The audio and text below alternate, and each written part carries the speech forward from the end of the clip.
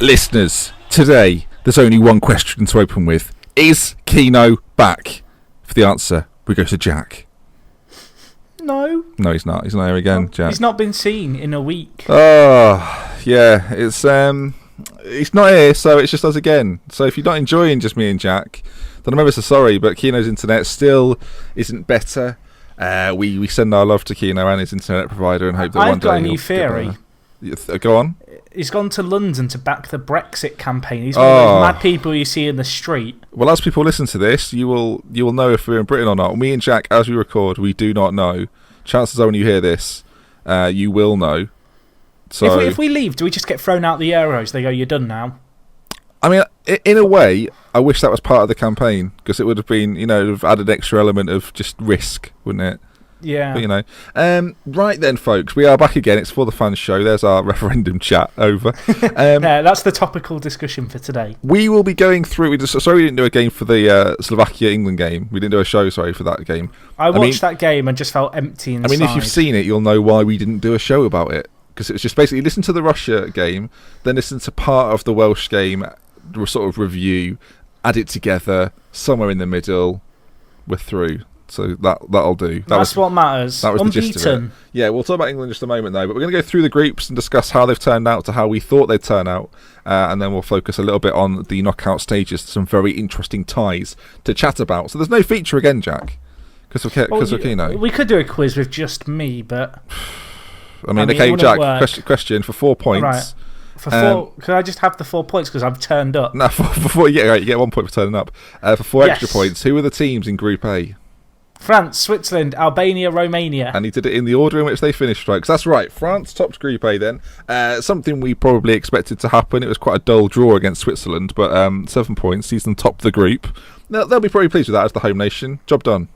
Yeah, I mean, the results themselves, they weren't particularly convincing. But at the same time, I think the manner in which they've won them with late goals is something which almost it glosses over the fact they weren't perhaps as comfortable as you'd hope they'd be. Of course, the draw against Switzerland, France kind of knew they were through going into that game. I think they were already mathematically through, so it was kind of a case of turn up and have some fun. There were a few changes made, and they've, as you said, job done as far as they're concerned. It was a bit of a case. It was a bit of a case with France that they just didn't want to lose, did they? It was like, well, if we lose, we drop down to second. If we draw, so like they could draw or win, and it was in their favour. Switzerland didn't look that bothered either, though, did they? Really? No, I think they figured. Yeah, they figured. Let's not take it too seriously. Let's not get any injuries or any bookings. Let's just, we'll both qualify. Everyone's gonna have a great time, and they did do. Albania, Jack, they don't make it. They don't. I feel upset because in this group, I don't know if you remember, in our very first kind of preview show, which if you didn't see, go and watch them and tell us how wrong we were. I will say quickly on that, Jack. Being criticised, us three, for some incorrect predictions. 2 things, listeners. 1, we can't predict the future, so apologies for that. Second of all, some we got right, some we got wrong. That's football. I almost got this group right. I think I said with this group that I could predict it down to points. Now, there's a group I'm very smug about. We'll come up later on. I was a little bit out here. I said France would get 9 points. Yeah. Oh, you did. You actually predicted. I remember this. You predicted actual points, didn't you? I predicted France with 9, Switzerland with 6, Albania with 2, and Romania with 1. Now, if we do the maths there, I've only finished 4 points out. I don't think that's bad. 1 point off with every team. I mean, that's pretty bad. 1 point off with every team. You got the order right, though, and I think that is to be that's applauded. respectable. It was the final day then. Albania, it was quite a dull final couple of games, but Albania beat Romania, so they came third, and then their goal difference was the real issue. They had a -2 goal difference with 3 points, and that was never really going to be enough. You needed slightly better than that to progress through. Oh, you needed to basically draw all 3 of your games, and you were fine. So France go through, and we won't talk about the knockout games because we'll do that as we cover the other groups sort of afterwards. Because obviously, if we end up talking about one team, we'll end up talking about the other team. So it's tricky. But France and Switzerland go through then. As I say, job done. Not much more to say on that. That was almost decided before the final games, wasn't it? So yeah, it was a bit underwhelming in that respect, and the teams didn't really have a ton to play for, did they? I guess Romania knew a win would be enough, but in truth, it was not a dire game between themselves and Albania, but a game that lacked quality, shall we say? Indeed. So we'll move on to Group B now, which is 4 more points, Jack. Yeah. Keeno's not turned up, so you can have 4 points if you get these teams right. Oh, Group B. right. Wales, England, Slovakia, and Russia. Again, congrats, 4 points. You're romping this week's feature, let me tell you. This year's feature, it's a total thing, isn't it, for the entire thing? I've remembered. So far, you've got 8 points just today, so well it's done. 9-1, 9-1 Keeno. It's got a lot to make up.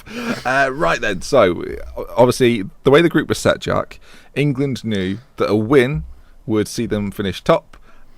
Finishing second would leave it a little bit nervy into who they were playing in the knockout stages. And Russia are terrible. So Russia lost 3-0 to Wales. England drew with Slovakia in very unconvincing fashion. And they played all right. We'll touch on it slightly, shall we? England were okay, but it was very much like the Russia game. I've got to be honest, my vision of this game is very clouded due to the fact I had a bet on that Wales and England would win. And I had £16 on it to win back at 85. And I thought that's pretty decent odds for a two-way. Yeah, it's not bad. England. I could have cashed out for 50 quid, England. I didn't. I believed in you. Yeah, and you let everybody down.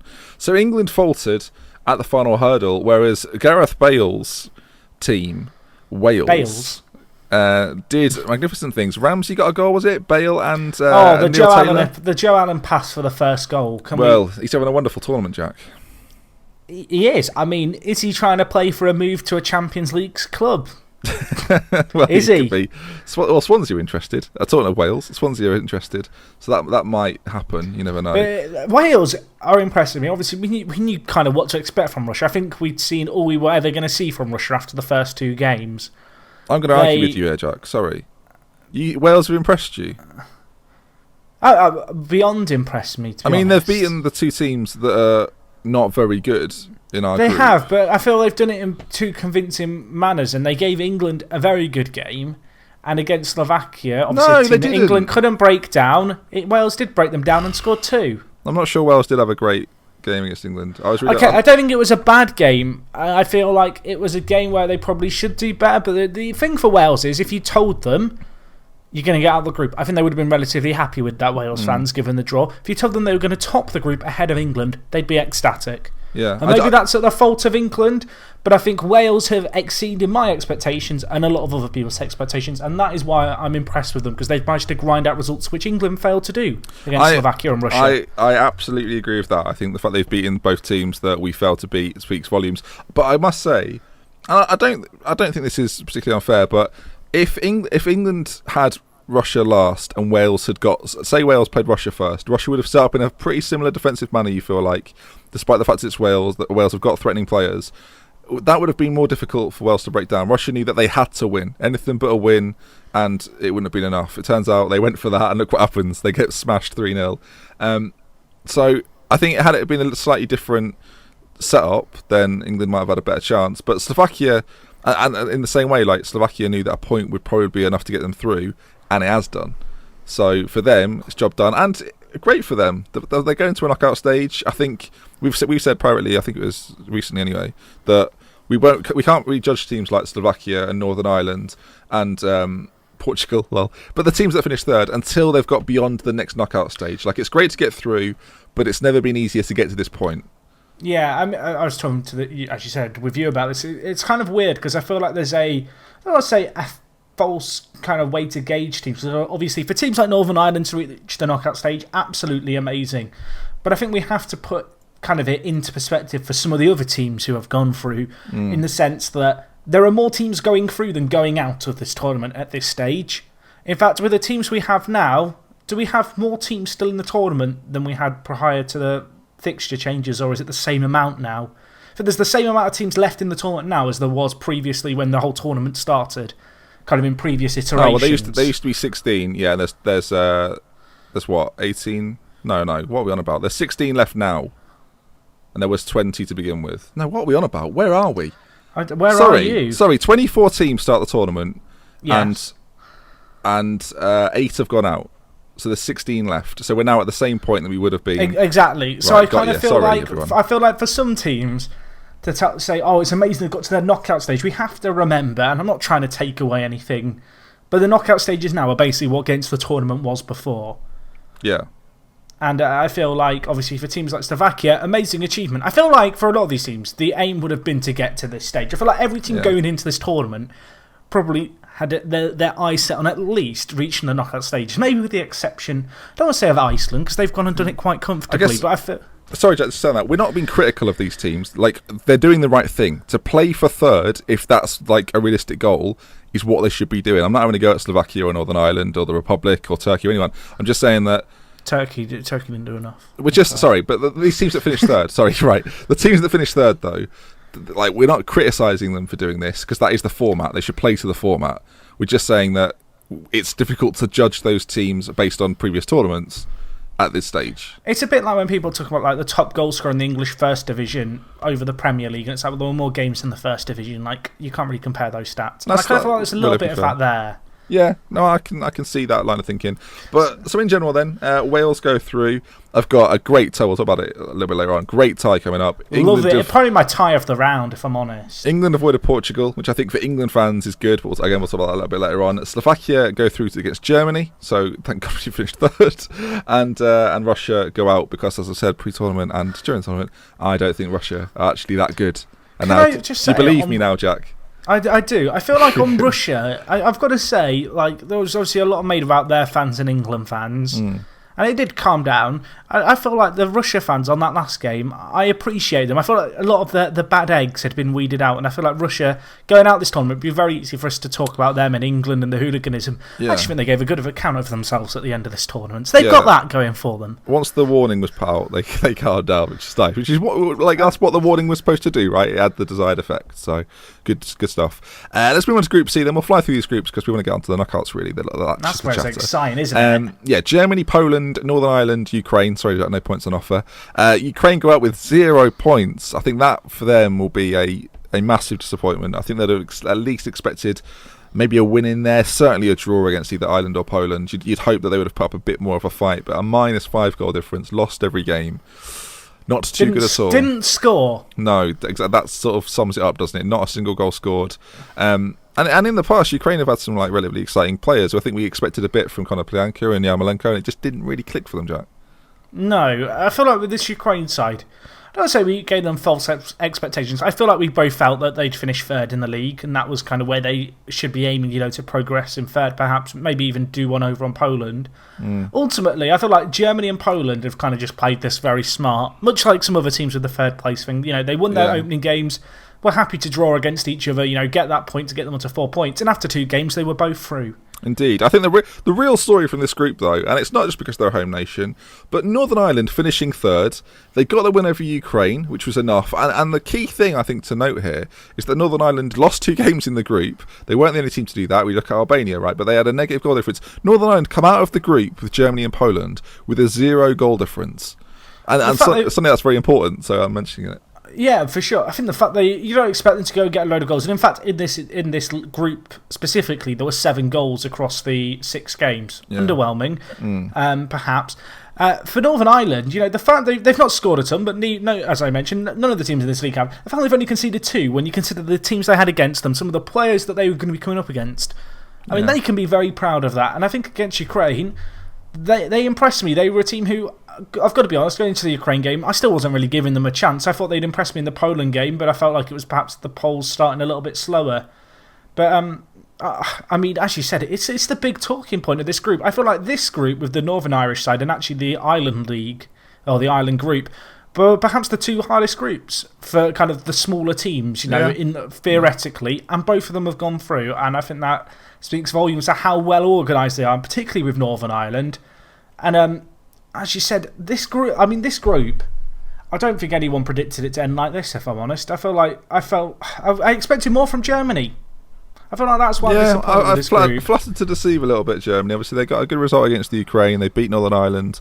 But the Poland draw was very underwhelming. It was quite a dull match. And I guess the only thing for Germany is we've not seen the best of them. We know that. We know we haven't seen the best of them. And as knockout football comes around, Germany are the kind of team that will excel in that. It's interesting, Jack, that teams will play... Like, if you win the tournament, you'll play more knockout games than group games.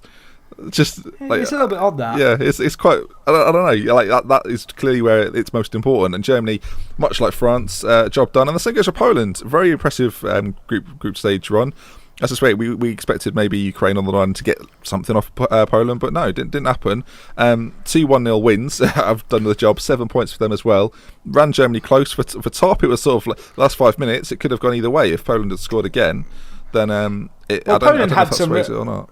Yeah, well, Poland had some real chances against Germany as well. There was, I think, 2 chances that fell to Milik, and I think the fact they've kept, a clean sheet in all 3 of their games is a massive achievement. Yeah, and that's the kind of thing that they will want to carry forward into the kind of knockout rounds for Poland. Because I think a lot of us expected them to concede perhaps a few against Germany, and even I feel like in any game of football, there's a chance. There is a chance of you conceding. I know that sounds really obvious.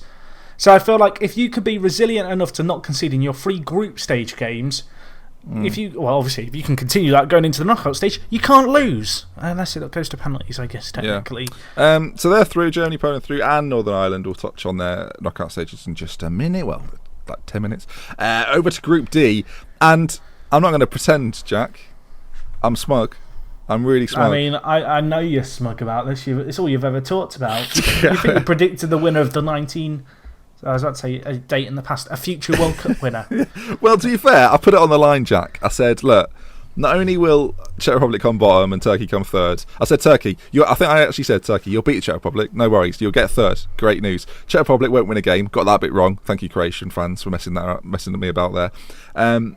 Spain go through with Croatia, and Croatia, as tipped by me pre-tournament, topped the group. They beat Spain, Jack, and it was a great performance from the Croatians without Modric as well. Yeah, I was about to say Modric was the big miss, of course, with this result. They had 5 points. I'm not sure if it was 100% certain they were through, but I feel like it was really close to them being certain they were going through. There was a weird stat flying around where I think it was the England-Slovakia game, because of the way the third place stuff works. It was like if England had beaten Slovakia, we would have seen like Croatia, Germany and Poland, and I think it might have been Hungary as well, all go through to the next round without actually playing.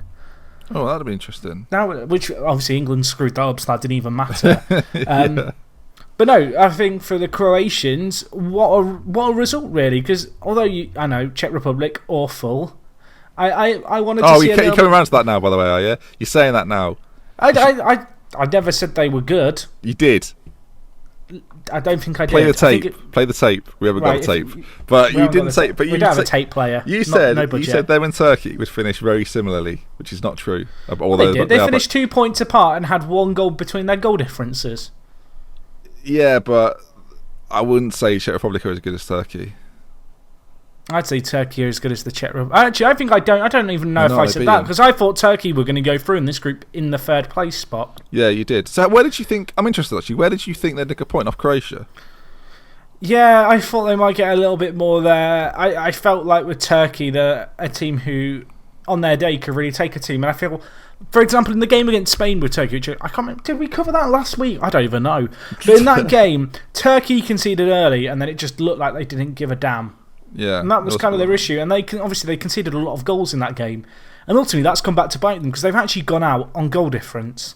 Yeah, they've got almost an exact record to Albania. So obviously those 2 teams didn't go through, and everyone above them either had a better goal difference or more points. Like some had 4, some had 3, but with better goal differences. Actually, the teams that had 3 points that went through, which was Portugal and Northern Ireland, both had 0 goal difference. And then the teams that had 4 points, ironically enough, Ireland had a negative goal difference in finishing in 3rd, but went through with 4 points, and then Slovakia did the same, but with a 0 goal difference. I mean, it sets up some interesting... I keep saying this, sorry listeners, but it sets up some interesting games coming up, and we'll talk about those in just a moment. And in fact, we'll talk about one of the teams one of them plays. That's a bit of a mess, but we'll continue. Italy, Belgium. Can I name 2 more for 2 points?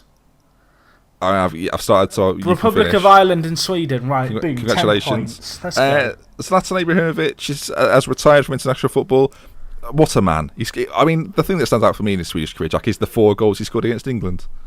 It wasn't a bad overhead kick, was it, against No. Joe Hart? What I do feel like he's a bit. I expected him to retire, but I feel like the timing of it was a bit of a throwing the toys out of the pram kind of moment. Seemed like an odd time to say I'm gonna retire. Like often you hear players like retiring after a tournament rather than on the eve of their final game. That annoyed me in some ways because I know Zlatan is an arrogant person and that's kind of his persona. Yeah. But I do wonder if that did affect Sweden's kind of mentality because let's face it, Belgium were very vulnerable going into that last game. Yeah, and I feel like that was, I don't want to say it was an unwelcome distraction, but it took this big spotlight off the team, and I feel like there was almost I don't want to say a pressure lifted, but it didn't look like Sweden were that bothered. Yeah, Sweden left themselves a lot to do going into a game against Belgium, which isn't ideal for them. I think that's the best way to put it. Northern Ireland got a fantastic result. Just quickly on Zlatan then. Republic of Ireland, sorry to our Irish viewers. Yes, well, Northern Ireland, I've already clarified. I will say on Zlatan that do not be surprised, listeners, if Zlatan is playing in 2 years, say for example he goes to United, plays this year, then gets a year extension, we see Zlatan representing Sweden again. Henrik Larsson did it a couple of times for Sweden.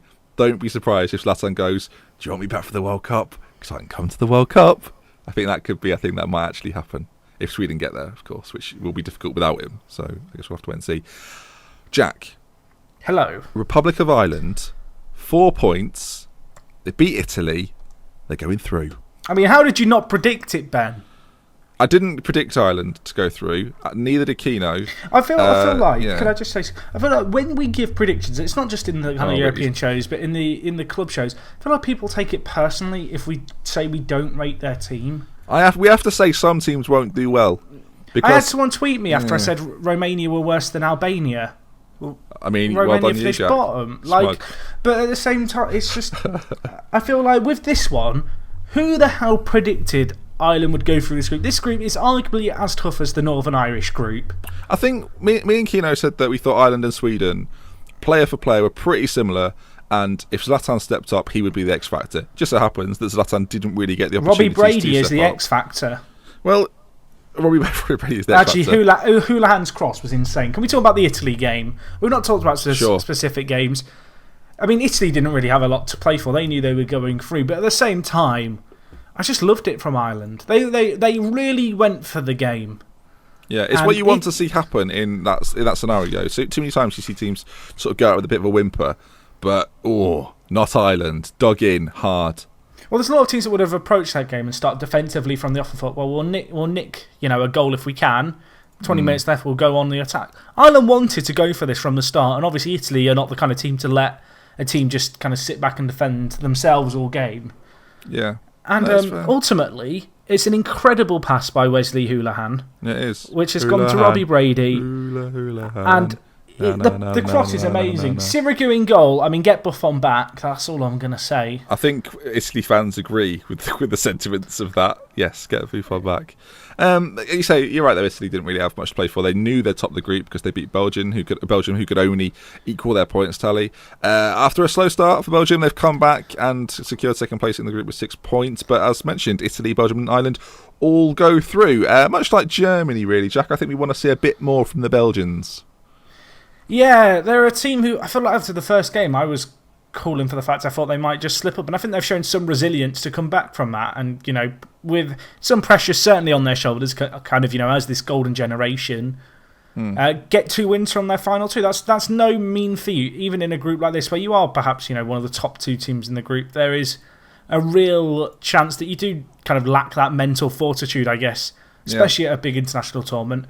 I'd say the results themselves not particularly wowing me. The win against Sweden, there was a lot of chances, there was a lot of wasted opportunities, much like, I guess, in the Italy game to some extent.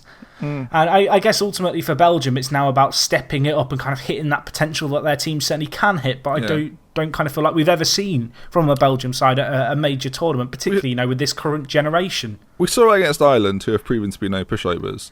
So that 3-0 is quite impressive. Retrospectively now, you look at that and you go, actually, at 3-0, it ain't too bad at all. Like, because obviously you see that Ireland have dug in against Italy and got a point against Sweden. Belgium can take some credit from that game. Yeah, certainly. So they're through. We'll move on finally to Group F. I'm so excited to talk about the knockout Hungary, games. Iceland, Portugal, Austria. 4 points. Yes. Austria was supposed to be a dark horse, Jack, but they were the people's. They were like the football hipsters' dark horse coming into this tournament. Mine was Croatia, by the way. But yes, mine wasn't really Iceland, but they were the team I said I were going to be my second team, so I'm going to claim that they were my dark horses. Okay. Well, Austria have done. Well, we're going down reverse.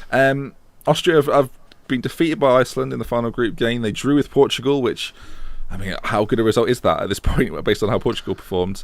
And they lost to Hungary 2-0 in the opening group game.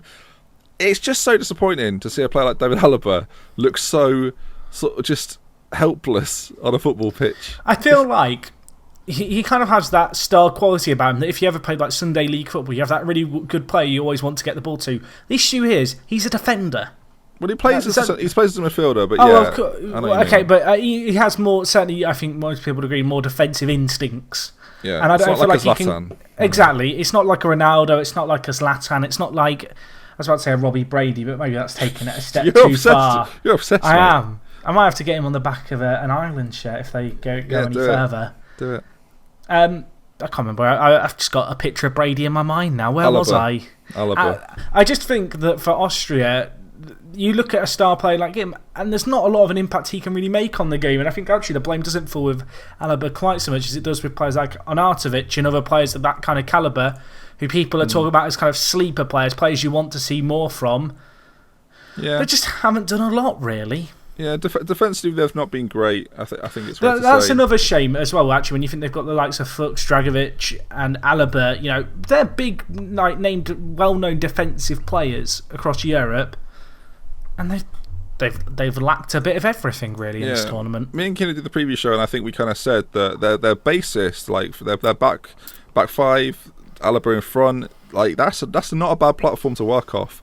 The problem is when you go 2-0 down in the first game, all of a sudden, the defensive side of things takes sort of a back seat, quite literally. You need to go at games. And when your next game is then Portugal, who have Cristiano Ronaldo up front, that's difficult to do.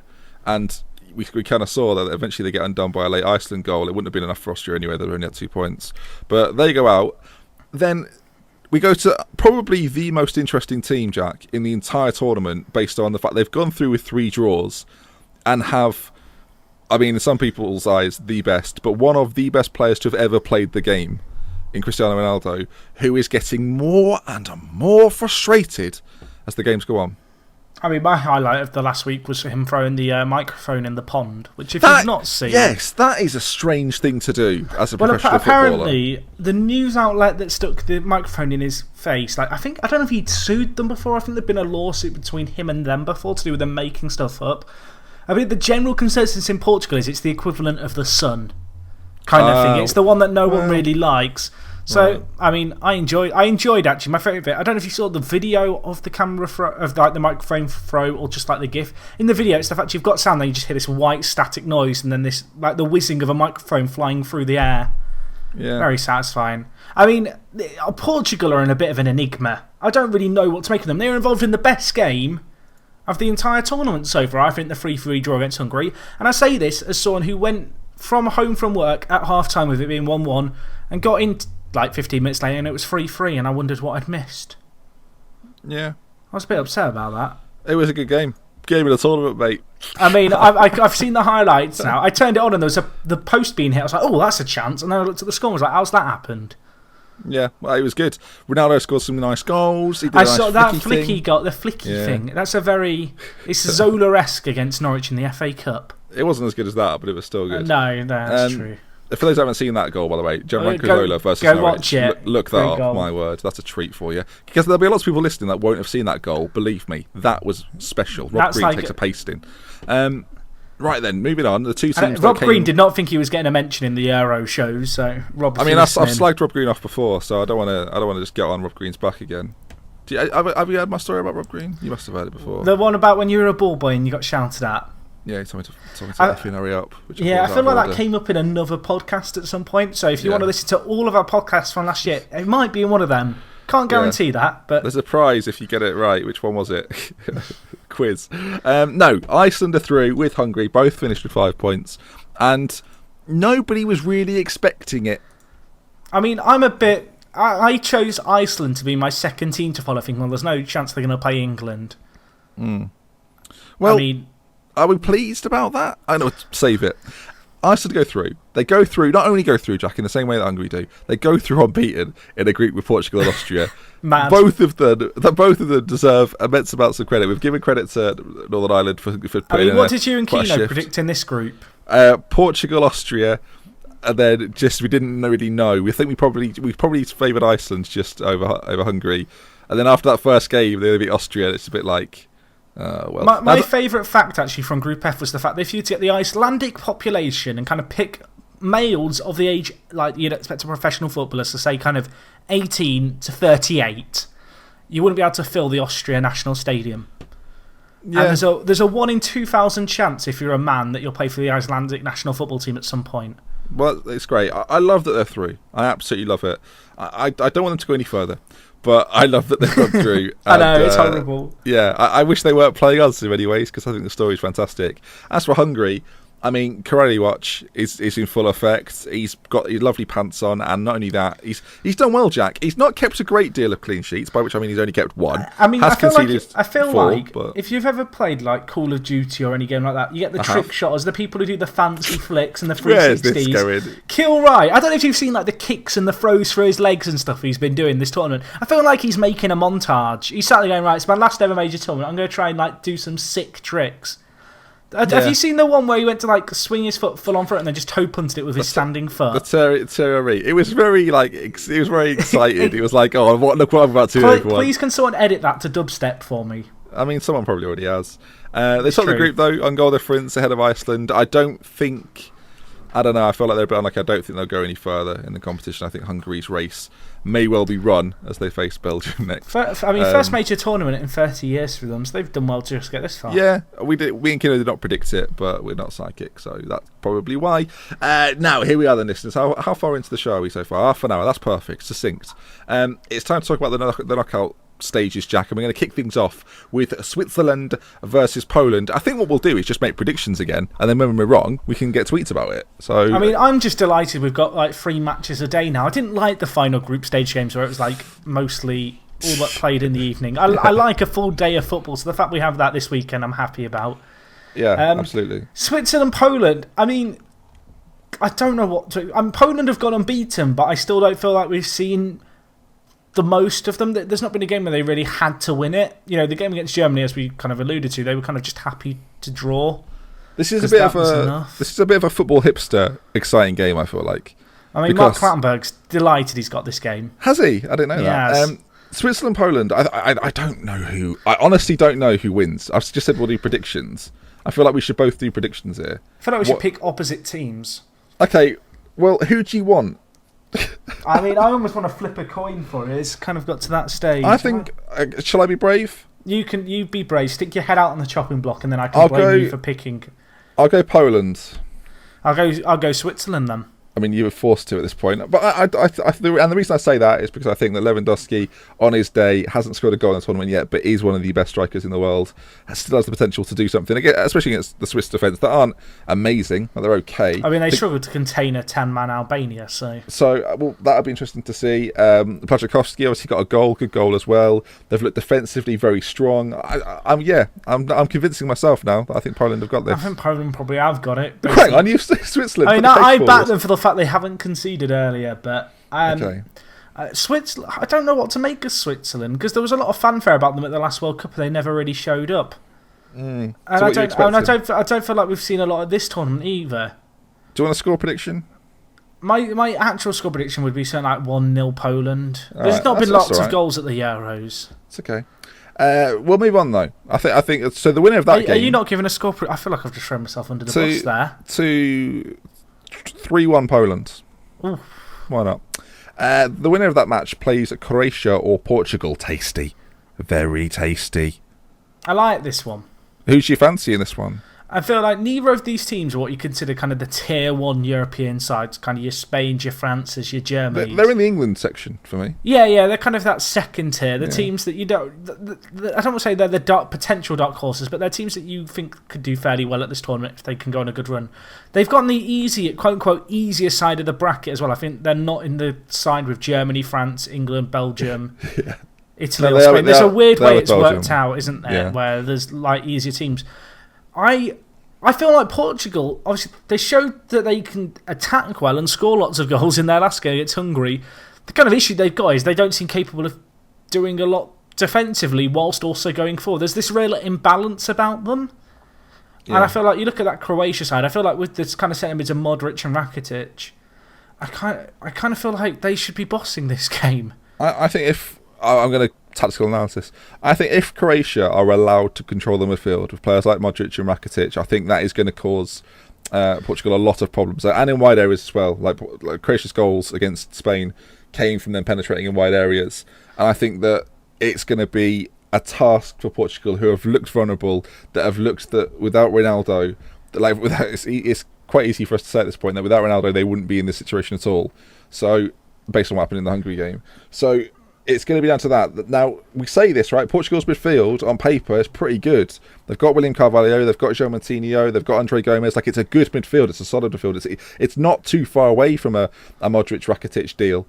But I just like the Croatians in this tournament. I feel like Croatia, if they can boss possession in this game is a classic Ronaldo game for Portugal, where he will chase the ball endlessly into the midfield and then not be in an attacking position when Portugal do win the ball. Yeah, I think his performance is obviously going to be. Yeah, his performance is going to be vital, but I mean, I've stated it already. I feel like that's the go-to kind of one-liner, isn't it? Really, with Portugal, it's like if Ronaldo turns up, they might win.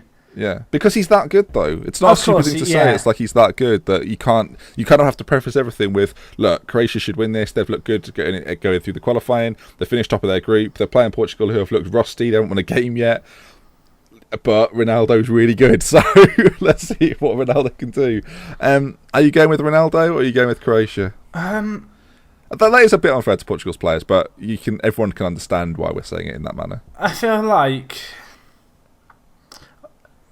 I'm going Croatia, so I mean, I feel like Portugal have a chance, particularly off Ronaldo's performance in kind of the final group stage game. If he can be as clinical as that and not waste the opportunities he had prior. I think he had like 15 shots to He keeps taking free kicks. Stop taking free kicks. It's annoying me. Just take him normally. He's not scored a free kick in like 40 games. Well, I did a tweet about this, Jack, and I want to know what you think about it. Did you see my Ronaldo free kick tweet? I didn't. No, please read out the tweet. Right. No, I'll paraphrase it. I think this is like genuine. This is psychoanalysis now of the situation. This is what I genuinely think has happened with Cristiano Ronaldo. Right. At Manchester United, Ronaldo scored quite a few free kicks, comparably to his time at Madrid and on the international stage. He scored quite a few free kicks, some very good ones as well. One against Portsmouth rings. And moved the ball ridiculously, didn't he? And he created this brand around the stance he takes before a free kick, right? So it is now completely impossible, I think, for Ronaldo to change his style in which he takes free kicks. His stance, his run up, the way he kicks the ball.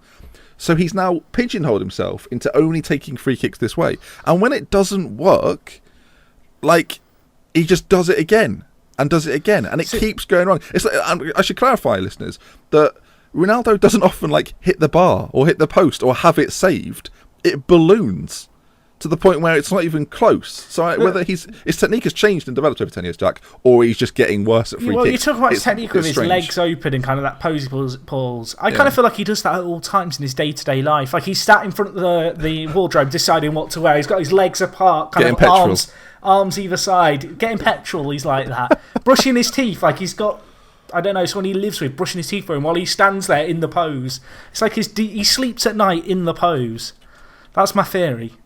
I'm trying to think what other odd kind of situations Ronaldo would end up in that pose in. Queuing for the post office. Yeah.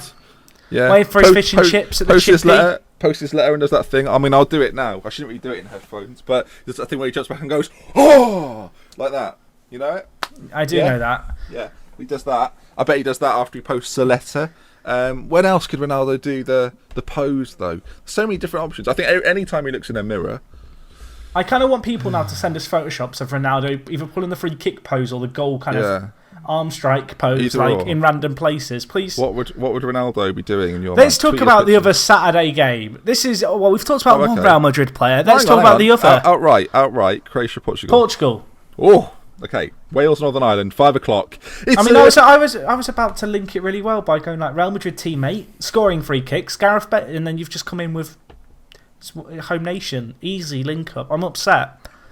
Wales versus Northern Ireland. I thought better of you, Ben. It's Wales versus Northern Ireland. The 5 o'clock kickoff in the Parc des Princes in Paris, and it's a home nation battle. And Martin Atkinson's turning up for the party. Is he ref? He is. It's like that's a good appointment by the UEFA there. You've got like the two little brothers having a fight, and the English chaps turned up to play diplomat in the middle.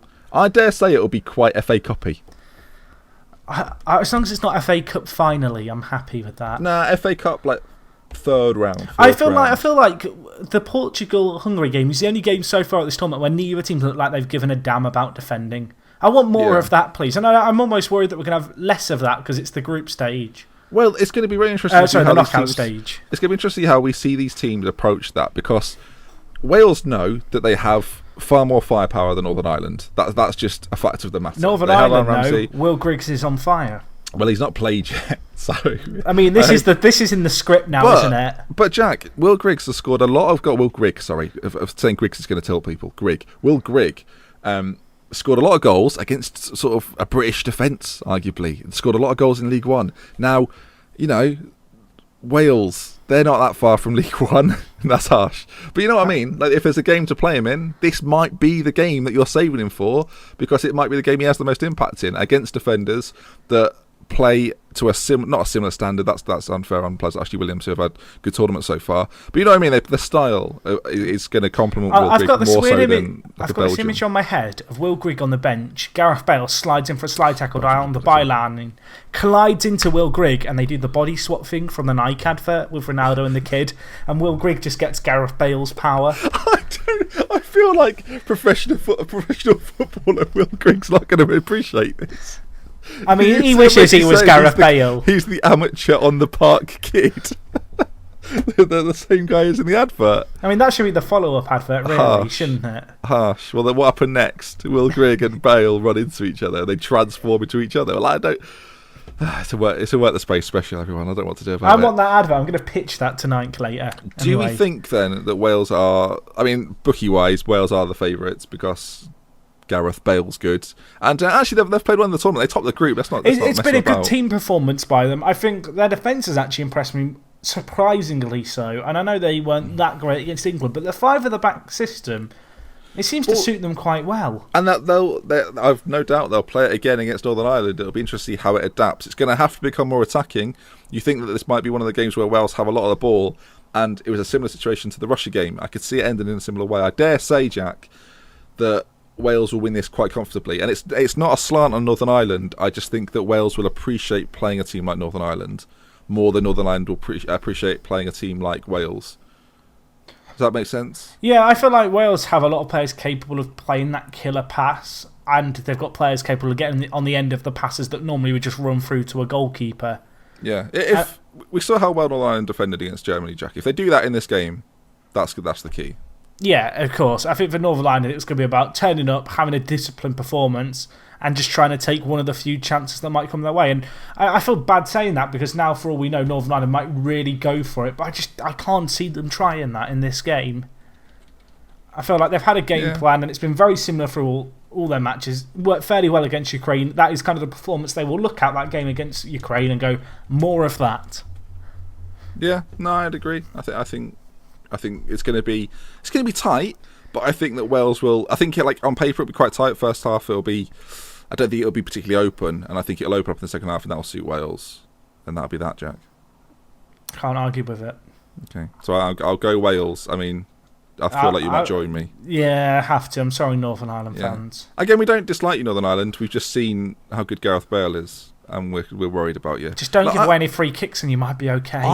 I'll say now, listeners, I hope it's penalties, because that'll be bloody entertaining. So I'd like that. It's nice having penalties when it's not your team. So to have the home nations, it's a bit like an England game where I don't really mind who wins, but I am invested in it, kind of excited for it. I'm gonna make a prediction, Jack, for the game in Toulouse between Hungary and Belgium. Okay. I think we'll see. I'm really sorry, Hungary fans. I know you finished top of the group. I feel bad for saying it in many ways. I think Belgium will set the record for goals scored. Wow. In the Euros. I don't know what the record is. Shall I look that up? Yeah, I mean, I was going to say with this game that I think this is a real chance, this game. It's a big kind of high-stakes game for Belgium to go, this is the team, this is what we're all about, and really have a defining game for this squad. And this is a young squad who this result could really make or break them. If they get knocked out to Hungary in this round in the Euros, it's something that's going to hang like a cloud over a lot of these players if they can't do anything beyond this, going into their next World Cup, which you'd feel like their squad will remain relatively unchanged. Yeah. I feel like you might be selling Hungary a little bit short there. I kind of feel like it depends on which Hungary team turn up. I feel like they're very much the benefactors of the fact that a lot of the teams in their group just didn't turn up, like Austria and Portugal. I think the fact that Iceland finished second speaks kind of a lot about that. The fact that they've got Belgium, I mean, they must feel pretty unlucky, all things considering, to be the team who finishes top of the group, but has to play one of the few teams kind of finishing in second place. Can I call a scoreline? Feel free to. 6-0. 6-0 to Belgium. Wow. They're going to set a record. Ironically enough, Belgium are part of the biggest record. There's been a few, actually. France beat Belgium once, 5-0, in 1984. In 84, Denmark beat Yugoslavia. Netherlands beat Yugoslavia 6-1. Hence, I've got to say 6-0 to set the biggest. But, I mean, I don't dislike you, Hungary. I just think that Belgium might start cooking now. And I mean, I feel like you'll feel the force. You've just conceded 3 to Portugal. I feel like we're due like one of these big results. We had at the World Cup the 7-1 Germany v Brazil. A Copa America just last week. There was the Chile 7-0 win against Mexico in the quarterfinals. I want a 6 or 7-0 thriller. I don't care who the punch bag is Hungary, which game it is. Get on board with this. I mean, I don't think I can. Okay, fine. Who are you going for in this game? I think Belgium maybe 3-1, 3-2. I feel Hungary will get a goal and make things a little bit uncomfortable. I should say their star, is it Dudek? No, Kilrai. Duzek. Is it Kilrai? I think it's Duzek. Their star. Or Dudak, maybe. It's Dudak. He's got so many Zs in there. Dudek. I know. He's been really good in the tournament and played really, really well against Portugal. Like, Hungary did well to draw with Portugal. Let's not get me wrong. I just think Belgium are going to unleash some fury, and it could be on Hungary. All I'll say, Czech Republic fans and Russia fans, you felt the full force of I don't think this team is actually that good. You're going to get battered. So, Hungary, prepare yourselves, because it's coming. I mean, Germany plays the Slovakia. way you say that makes it sound like it's a prophecy more than a prediction. I mean, if it comes true, then I'm going to feel a little bit weirded out by it, but we'll see. Germany, Jack, play Slovakia. They do. Germany, we've said, flattered to deceive a little bit, but I think based on what we've seen from Slovakia, and we saw them at quite close quarters against England, we're expecting a Germany win. Are they going to start cooking as well? I'm expecting a Slovakia performance much like the game against England, and I think we're actually going to see the big differences between a Germany side now and an England side now in this game. In terms of the performance, I think England haven't broken down Slovakia. I can see Germany scoring 2 or 3 and winning quite comfortably. Yeah, you might be right. I think, you don't sound convinced. Like, what were you thinking? I just think the way Slovakia defending against us, they'll do the same thing against Germany. And Slovakia beat Germany pre-tournament. So it's going to be an interesting match. I think there's obviously something where the Slovakians know a weak point of Germany, and it's whether Germany can fix those problems. There could be a shock in these stages, Jack. Well, there is a weak point of Germany. It's called the East Coast during the winter. Sorry, okay, that's a World War II reference. Don't bring those into the podcast, blimey. Sorry. Slovakia could cause an upset. Germany have not impressed me yet, Jack. I know they got 7 points from the group, but I've not been overly impressed with them. Yeah, it's a good point. I don't know. I think there will be a surprise, Jack, in these groups that in sort of the knockout stages, and it's going to be one of the big boys. It's going to be basically, Jack, Ireland will beat France, Iceland will beat England, and I'm thinking Slovakia beating Germany could happen. I'll put out a bold prediction: Italy or Spain won't make it to the next round. But bold, very bold. Thanks. Again, I think if Germany play to their maximum potential, this will be a bit routine for them. Yeah. And then that sets up. I think we both agree on that. And then that sets up the Italy-Spain match Well, we Jack. forgot. Wait. We forgot about the hosts, Ben. France play Ireland on the Sunday. Let's not forget about them. No, we're doing it in group order. Oh, okay. Sorry. Sorry, mate. We're doing it in like the way they play each I other. thought we were doing it day by day. No, because I've already gone against that. Well, no, I haven't actually. No, you're right. Anyway, waffle. Italy, Spain, 5 o'clock. It's the final of last year. I'm looking forward to this game. I'm at work. I'm going into work at 7 a.m. so I can get out, go to the pub straight from work to watch this game. I'm looking. This is the game of the round, and I feel like most people would have probably agreed that these two teams are two teams you at least. I feel like their expectations are reach the semi-final, and it's kind of in a bit of a cruel twist of fate, I guess, the fact that they meet, because Italy will feel so hard done by. They've topped their group, did it convincingly, rewarded with a game against the holders. Yeah. So, who wins? There you go. The winners. It's such a tough game to call. Spain, you expect more from them, and they had such a poor World Cup 2 years ago. I wanted to see them come into this tournament and just slaughter their league. And yes, Croatia are good, but I still feel if you're a France supporter, you expect them to beat Croatia. And I just think, based off that result and the fact that Italy, yes, I know they lost the Republic of Ireland, they rotated their side, they knew they were through. I think it's hard to look past the Italians. Well, it's funny because I'm going Spain. I'll go Italy then. I feel like the Spanish firepower that's been on display so far, I feel like it can be quelled quite easily by Italy's kind of team. I feel like it's going to take a great defensive performance by Italy, but I feel like from what we've seen of this Italy team, in the games that matter, they're really capable of turning it on. I think you're right, Rick. I think Italy have got a very good back line and their defence is very strong. But at the same time, Spain's defence isn't bad. Like, Spain have one of the better defences in the tournament. Yes, they were undone by Croatia. That does indeed mean that they could be undone by Italy as well.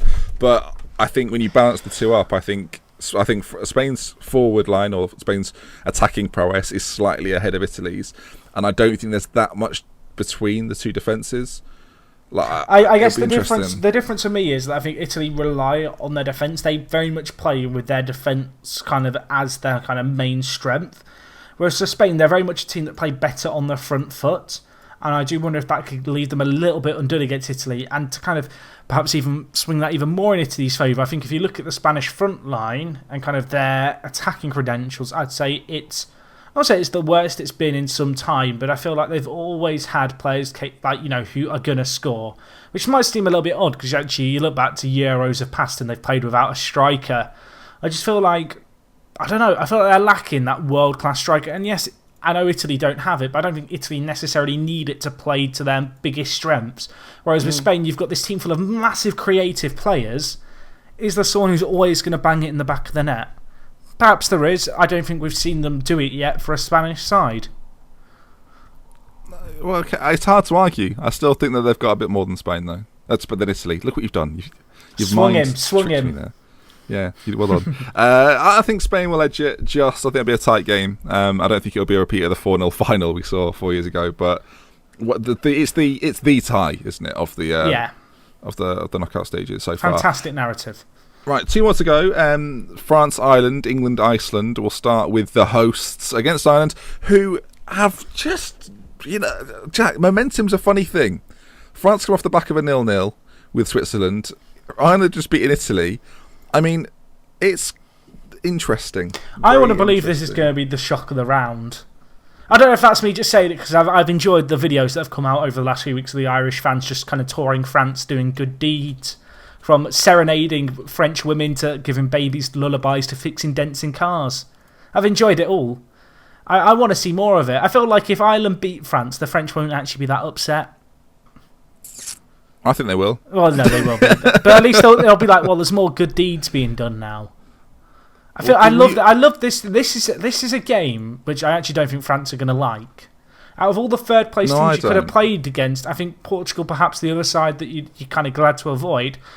I just feel like the Republic of Ireland, they've shown something like above what I expected from them. Whereas France, on the other hand, they've been relying on these late goals to get wins against the likes of, Romania and Albania were both late goals, weren't they? It was. Yeah, I think the thing for Ireland, Jack, is that they've shown that they can defend. So the fact they can defend and defend astutely and not just crack under like severe pressure. Generally speaking, I mean, yes, Belgium's not a good example of that, but they've come out with a clean sheet against Italy. I think is my point. Yes, it might have been a second string, but you still understand that they've done well to defend. They only conceded against Sweden because of an own goal, so they've done well so far.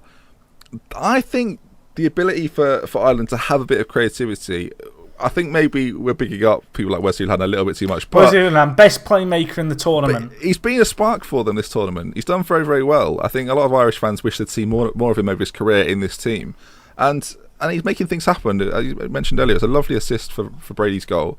If he can dictate the game, then Ireland have got every chance. It's whether he'll be able to. It's whether Kante with can players put him like in his back Kante. pocket. Yeah, it's going to be curious. In terms of a prediction, I think we're probably both saying the French, but we are not by any means just ruling out Ireland completely. I'm going to stick my head out on the line and say Ireland are going to be the shock of the. I just think with France, we've just not seen. They've won against Romania 1-0. Was it Romania? Okay. Yeah, Romania 1-0 with a late goal. They beat Albania with 2 late goals. Drew against Switzerland. Like I've seen, this is going to be a massive game for France. And if they perform well in this game, I think suddenly they're the bookies' favourites to win the whole tournament again. But based off their first kind of performances, I can't see any reason to back them ahead of the Republic of Ireland based solely off how they've performed in the matches. Okay. I think France will take it, but I admire the Ireland shout. I admire it. I've got to be honest, I'm just trying to get on the good side of Irish fans. I think they do stand a chance, but I just want to go out drinking with some. Okay, good. Call me. We'll find you some for next episode. Iceland England is a game which, I mean, we could spend a long time talking about. I don't think we will, though. I think we'll save it for the debrief after it's all over. I feel like there's a lot that we could say that could just be, we might regret. Yeah, I don't know what team Roy's going to play. I would suspect it'll be the team. I don't think he knows. Well, I think it'll be a bit of a mix, won't it? It'll be a mix of the teams that have started against both Slovakia and Wales. I think we might see someone like Sterling come back in, but it'll keep Sturridge up top. I think it might be that kind of game. Then the Vardy Lallana situation is, who knows? Dele Alli will come back in, Rooney will come back in. You'd suspect Dyer will start again. Walker's had a great tournament so far, so it'd be crazy to drop him. Klein did well, but I'd be surprised. I think Danny Rose will definitely come back in. I thought Ryan Bertram looked a little bit suspect, actually, against Slovakia. So I think that's what he'll play. Whether we will or not, we'll wait and see. And with Iceland, I think we touched on it earlier. I want Iceland to do really well, but I don't want them to do well because I didn't want it like this. No, I didn't want it like this because I like Iceland. I just hope, Jack, that we play it on paper and we definitely win because we should win. I feel like in some ways the Russia and Slovakia games have been previews to this one. Like they're going to be similar games. I can't see Iceland playing for the win. Iceland have proven they can defend fairly astutely, and when they need to, they can score goals. And they've got, I can't remember which player it is. It's one of the ones beginning with the name Sun at the end of his name, so we'll go with that. He has a weapon of a long throw, and actually that's one of my big fears for England because I feel like we have this weird lack of cohesion at times in our own 6-yard box. Yeah. And I think a bit of a wobbly Joe Hart after the goal conceded against Bale. He's not really been tested in this tournament. But, I mean, I have to say England are going to win it because they should win it. I feel like Iceland, I don't want to say the fairy tale's coming to an end, but I feel like they've played well. They've ridden their luck. Obviously, the game against Austria, it kind of played into their hands somewhat. The fact Austria had to win, so we're going for it. I mean, I don't want to say Iceland are going to... But can I just say it's going to be a draw? Like, can we just end the game a draw and like... If it's penalties, I'm going to be stressing like nobody's business. I have a weird feeling this could go to extra time. I don't know if it goes to penalties, me and Jack will record our reactions to said penalties. Are you in? Yeah, I hope it's not penalties. Yeah, that'd be awful. I think England will win. I mean, if I wasn't an England fan, I would suspect England will win because, you know, biased England fans. We haven't lost yet. Iceland haven't lost yet. That's not a valid argument. Well, us and Iceland have the exact same record going to this, but we don't have Portugal in our group.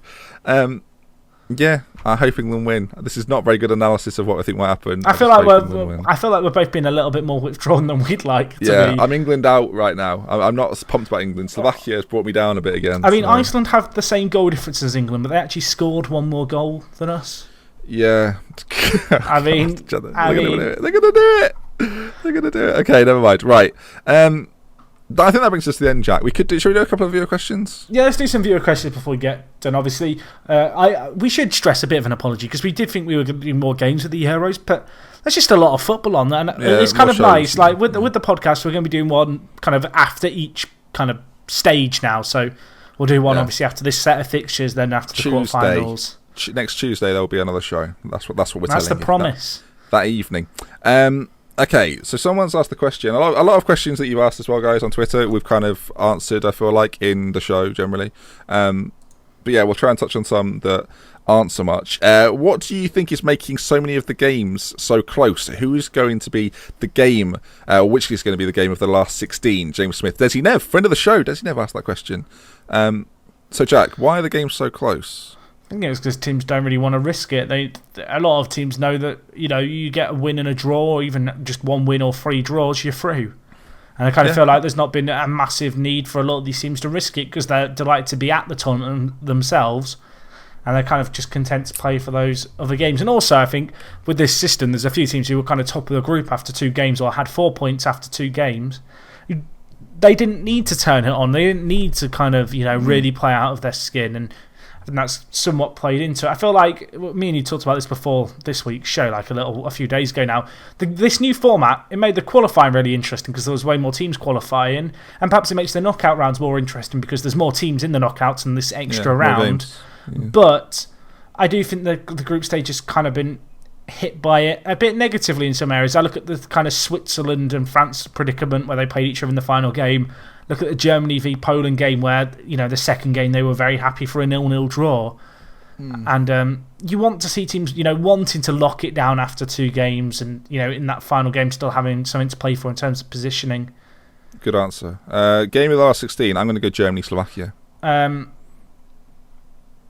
go France-Republic of Ireland. I don't know why. I could be way off the mark. I think Ireland might do something. I think Wales-Northern Ireland will be a good game as well. A lot of passion within that game. Right then, next question. We will go to FM with Rob, who asked a very simple question, Jack. I just want one name. So ready for this? Yes. Player of the tournament so far?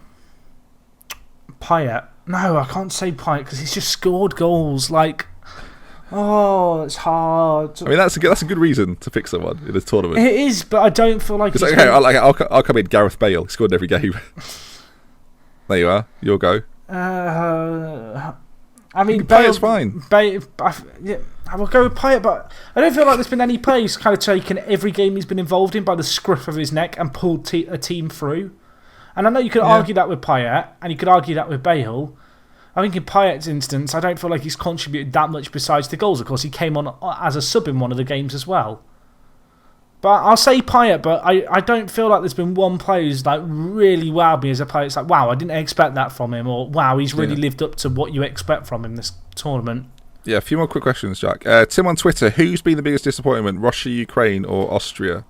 I'll come out and say Austria. Yeah, I'd comfortably say Austria, if I'm honest. I think there was a lot expected from them, and they've got some really good players there. And given the group they were in as well, I mean, there is no excuse, really, is there? They should be making it out of that group, whichever way you look at it. Indeed. Matt Abbott on Twitter, best goal of the group stages. Oh, that's tough. There's been some good ones. Payet's opening one in the first game, I've got to say. The scenario, the outside the foot, that's I feel like it's the one we'll remember, in 4 years when we're talking about that Euros. It reminds me of the South Africa goal at the South Africa World Cup. Yeah, goal Bafana. Was it against Uruguay they scored? I can't remember who it was against now, that opening game. No, it wasn't them. I can't think who it was. It was the opening game, wasn't it? I can't think who it was. That's going to infuriate me. I've got to find out. Maybe just type in goal Bafana. I'm already on it. Don't you worry. Goal Bafana. It was a goal for all of Africa. Against Mexico. Oh, flipping heck. Uruguay were in that group, and I got the right continent, so I was close. You're going with Payet. I will go with...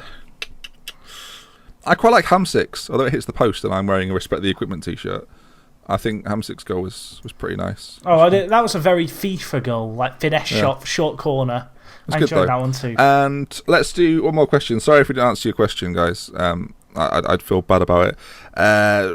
We've got some funny questions. We've got some questions which just don't relate to the show at all. Can we have one of them, just as a filler? Pigs or Kit Kats? Pigs? Pigs. I'll go Kit Kats. I think he was meant to write Twix maybe in his auto type. I'll go Kit Kats. Okay, obviously we did predictions before the show, Jack, but I'm going to end on a question from Pedro on Twitter, who is an Echo Fox esports fan. Just thought you might be interested. What do you think of the Euros so far? Give me a rating out of 10. Oh, I don't want to be too harsh, but if I'm going to say 5 is an average tournament, I think I have to say 5. I'll go 6. What a number. We're supposed to be wrapping this up. A bit of a random rant. Sorry, I've got to do it. When it comes to judging something out of 10, people like give 7 as an average. Like 7 is okay. 7 is not okay. That's above average. 5 is average in the middle. This tournament's been a 5 for me. And obviously this may or may not echo your prediction, Jack. But who do you think has the best chance of winning the tournament at this stage? It's opened up for Belgium. I don't feel like any team here has wowed me. France haven't wowed me. Germany haven't. No one's going to win. I mean, literally, I feel like at the moment, if I was going to go off form, I think Croatia might have. I mean, that's a random one, but they're the team that have impressed me the most. And I'll say Belgium then, if you're saying Croatia. I'll say Belgium. I think Belgium, I think the way the groups have worked, Belgium sorry, I really want Hungary to beat Belgium now just because of your... Yeah, that'll be awkward. Yeah, I'll go Belgium. And that wraps things up. Thank you for your listener questions at For The Fans Show on Twitter. We are youtube.com/ForTheFansShow, ForTheFansShow.com. And thank you for listening. We appreciate you sticking with us. The YouTube shows have done really well, and so have the listens on iTunes too. So we appreciate it with love, with care, Jack. That's going to bring us to the end. Have you enjoyed our little roundup? I have. But people in the comments on YouTube or listening on iTunes, tweet us or leave a comment. Who do you think's going to win the tournament at the moment? Yeah, good question. Actually, great question. Because then when you're wrong, I can reply to it. Exactly. That's what I'm doing. I'm trying to shift away from us. Yeah. No, seriously, let us know. Who do you think will win the tournament at this stage? If you say Austria, unlucky. Right then, that brings us to the end of For The Fans Show. Thank you for listening, and we'll see you again next Tuesday when we review the the last 16, Jack. Sorry, I've gone back to the old format of the Euros there. Apologies, everyone. That's when we'll be back. Jack, say goodbye. Goodbye. And with love, with care from me, Dr. Benji FM. I've just hit my light, it's coming towards me. I will see you again very soon. Goodbye.